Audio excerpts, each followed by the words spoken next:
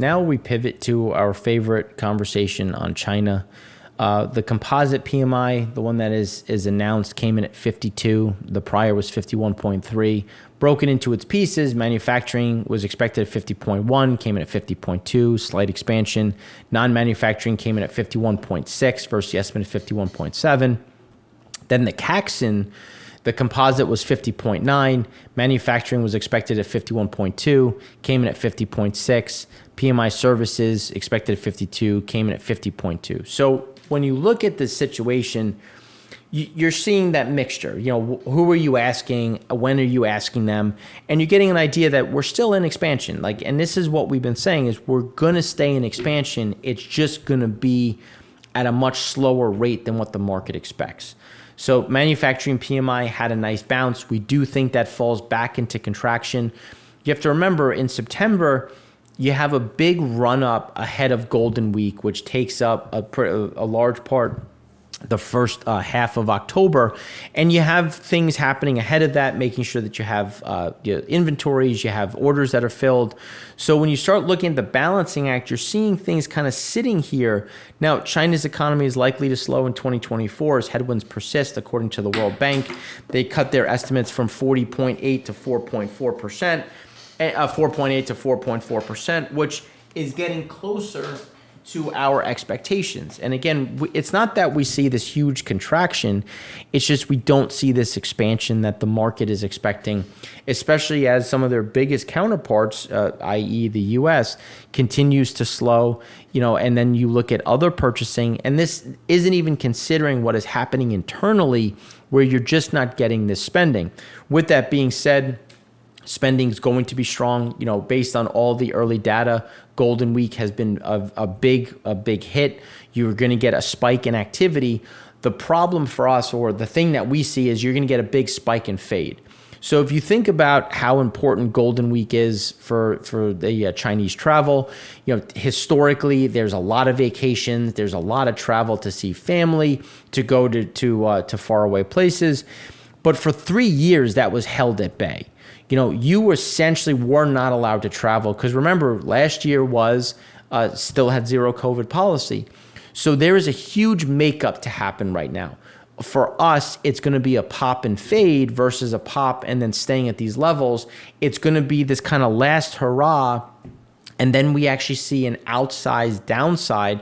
Again, not a huge contraction, but again, it's going to go below where it was pre Golden Week because we do see them pulling back a bit more. And here's an interesting point on why. So the listed developers that owe homebuyers more than 7 trillion renminbi in pre-sold units. Property developers contract liabilities as disclosed in financial reports. So onshore, offshore, Evergrande, Country Garden. Now, the problem is people have put money into this. So you've put money, whether it's a down payment, 20, 30%, but you're not going to get an asset. And that's the issue. So you've given them money, but if, say, for an example, you want to get some of that money back, you're going to sell the unit. Well, what unit? There is no unit. It doesn't exist. And that is a huge problem when you start looking at, again, the losses that people are facing in terms of collateral. So that's why the other thing, it becomes a much bigger issue. So this is why we continue to talk about the problems. It's not so much a percent. I mean, obviously the percentage of the amount of debt is an issue, but it's what is the asset backing it? People like to say, oh, it's China's selling treasuries to stick it to the US. No, they're selling treasuries because they need to pull forward dollars to try to backstop. And that's when we're going to go into what Michael Pettis had said about an article from the Wall Street Journal that we had reposted. It's looking at the financial distress impact on the real estate crisis in China and how it's going to spread through the financial system. So we've had a lot of people tell us that, oh, Mark, you don't understand China. All of this debt is internal. Well, offshore listed, as you can see, is quite large. But again, let's look at and hone in on the fact that people think because it's internal, there is no issue. China can, while we are unlikely to see a financial collapse or anything so spectacular, there's instead likely to see a creeping ossification of the banking system as the gap between revenues from assets and the cost of servicing liabilities widens. That's, again, what we've talked about when you look at the multiplier effect of the multiplier effect being negative. The revenue from the asset isn't carrying the liability, and then the consumer is sitting there, it's like, yeah, I have savings, but if I take my savings and I put it against my losses, I'm still underwater. So what am I spending on? This gap can only be resolved by default, which is very unlikely, or by explicit or by hidden transfers, including in the form of repressed deposit rates. One thing worth adding, the article notes that authorities are well aware of the risk to rural and local government banks and government finances. They have been aggressively recapitalizing small banks since 2020, which is true, but we must distinguish between recapitalization at the individual bank level and at the systemic level. When local governments borrow from other banks to increase the capital of a specific bank, that bank's capital is increased, but the capital of the overall banking system isn't. So again, you're taking from Peter to give to Paul, but Paul has already borrowed from Peter, and you just borrowed again from Peter to pay Paul. So you're not actually increasing the availability of capital in the system. You're just, again, moving deck chairs on the Titanic, where you're going to have to recapitalize with some sort of either massive printing, which would be very detrimental given the amount of liquidity already in the system, or see haircuts. And the problem with the haircuts is that's really where things happen, because the asset collateral doesn't meet with the liabilities, especially as you get this rejiggering of the same deck chairs. If there is a problem with an individual bank, in other words, the additional capital will help that bank survive. If there is a systemic problem, however, the additional capital will be useless. That's because problems in one bank will automatically spread to other banks directly or indirectly through its debt to those other entities. You can only capitalize a banking system with capital from outside the system, never from capital within the system. So again, it takes that outside capital, whether that's straight printing, whether that is borrowing from abroad. That's the only way to get that level increased. Unfortunately, in China, with its closed and highly integrated financial system and the tight relationships between banks, SOEs, and local governments, it is hard to see where outside capital can originate. China's banks have seen an influx of bad assets in their once thriving property loan business, and more could be reported amid the restructuring of Evergrande and other struggling developers, again, decreasing the underlying collateral base.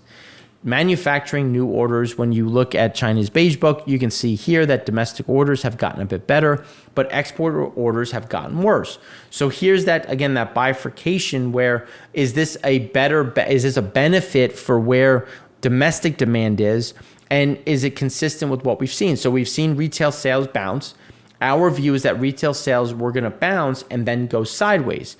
You also have people that are putting in new orders ahead of Golden Week. So that's why it's going to be interesting to see, is this going to see a continuation, or is this more seasonal and then you'll fade back down to something a bit lower?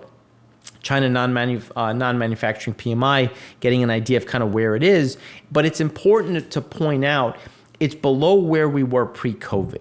And this is that new normal we're discussing, and services is getting a bit worse. Now, services will bounce. October is going to be strong because of Golden Week. But the issue is, where are we going to be, especially non-manufacturing, on those levels? Real estate price index, residential building secondary market continues to deteriorate, which is why the real estate high yield index continues to fall, and we don't see much support. Turning to South Korea, exports year on year expected to be down 9.3%, came in down 4.4%. Imports slightly better. They were expected to be down 18.2%, came in down 16.5%. So again, those are positive in terms of beating estimates, but they're still negative. And that's what we've been saying, is that even if things are better than what they were expected to be, they're still in a decline, still a reduction in general.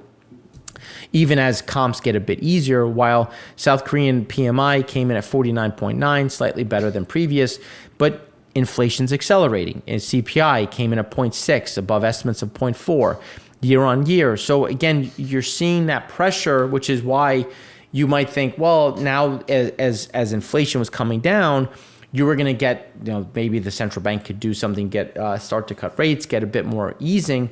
But nope, reacceleration adjusts things considerably. So when you look at Japan manufacturing PMI rolling over once again, consumer confidence again dipping. Now the bigger issue here is when you start looking at the yen. So as we said last week, you had the BOJ stepping in. You had a big reduction when we hit 150. The problem is going to be, where do we sit? So we're currently sitting at 148.37 on the dollar yen cross. But there's that pressure. They dropped it to 147 and it immediately bounced back up. And we see it pushing back up, pushing higher and higher. And we do see the BOJ adjusting its stance. And that's going to reverberate through the system and create a much bigger problem for other countries that also have a huge disconnect between the manufacturing side between the national debt and underlying rates. India, on the other hand, continues to be robust. The 8 infrastructure industries came in at 12.1%, well above previous of 8%, and realistically counter-seasonally strong. India manufacturing was expected to be at 57. Previously it was at 58.6, came in at 57.5.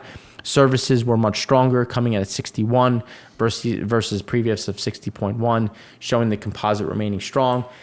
Again, we expect it to slow. It hasn't. They still continue to take orders and things away from China, so they remain the bright spot. We do see some cracks, but again, for the most part, the data still remains strong, still remains the bright spot, which we don't see changing in the near term. So that's what we have for you today. If you have any questions, please feel free to reach out. We'd love to hear from you, and we hope you enjoy the rest of your week. Thanks again for watching. I'm Mark Rossano, founder and CEO of C6 Capital Holdings, coming to you from Primary Vision Network.